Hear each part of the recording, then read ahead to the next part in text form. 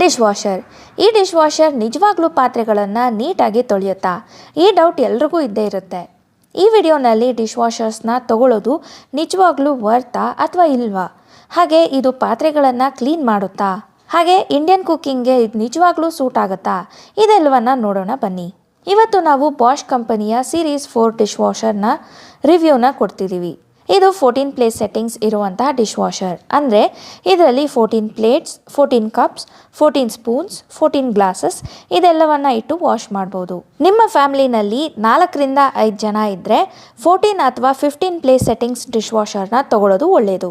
ಇದರಲ್ಲಿ 3 ಲೇಯರ್ಸ್ ಇದೆ.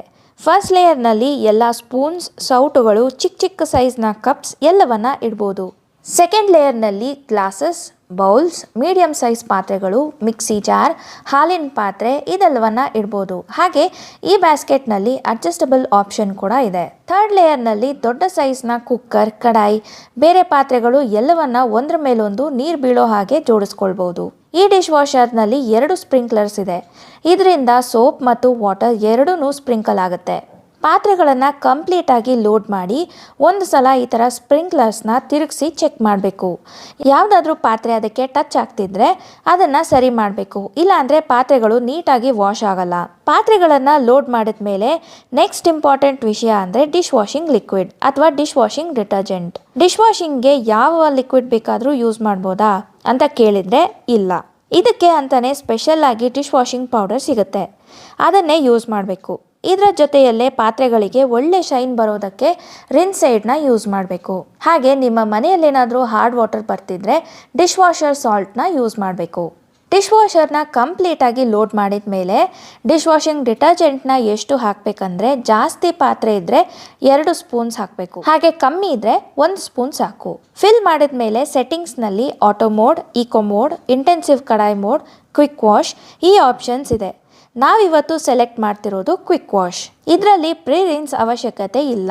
1 ಅವರ್ ಆದಮೇಲೆ ಪಾತ್ರೆಗಳನ್ನು ಹೇಗೆ ಕ್ಲೀನ್ ಮಾಡಿದೆ ಅಂತ ನೋಡೋಣ. ನೀವು ನೋಡ್ತಿರ್ಬೋದು, ಹಾಲಿನ ಪಾತ್ರೆಯಲ್ಲಿ ಇದ್ದಂತಹ ಕೆನೆ ಈಗ ಕ್ಲೀನಾಗಿ ವಾಶ್ ಆಗಿದೆ, ಹಾಗೆ ಶೈನಿಂಗ್ ಆಗಿ ಕೂಡ ಕಾಣಿಸ್ತಾ ಇದೆ.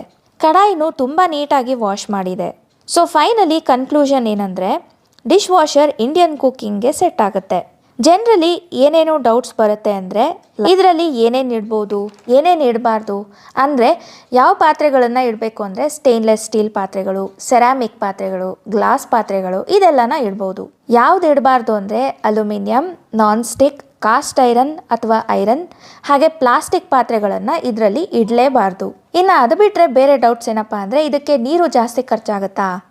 ಇಲ್ಲ. ಕೈನಲ್ಲಿ ಪಾತ್ರೆಗಳನ್ನು ವಾಶ್ ಮಾಡಿದಾಗ ಜಾಸ್ತಿ ನೀರು ಬೇಕಾಗುತ್ತೆ. ಇದರಲ್ಲಿ ವಾಶ್ ಮಾಡೋದಕ್ಕೆ ಬರೀ 9.5 ಲೀಟರ್ಸ್ ಖರ್ಚಾಗುತ್ತೆ. ಕೊನೆಯದಾಗಿ ನನ್ನ ಎಕ್ಸ್ಪೀರಿಯನ್ಸ್ನ ಶೇರ್ ಮಾಡೋದಾದರೆ, ಪಾತ್ರೆಗಳನ್ನು ಹೇಗೆ ಎಫೆಕ್ಟಿವ್ ಆಗಿ ಲೋಡ್ ಮಾಡೋದು ಅಂತ ಕಲಿತ್ರೆ ಸಾಕು. ಡಿಶ್ ವಾಷರ್ನ ಯೂಸ್ ಮಾಡೋದು ತುಂಬಾ ಈಸಿ.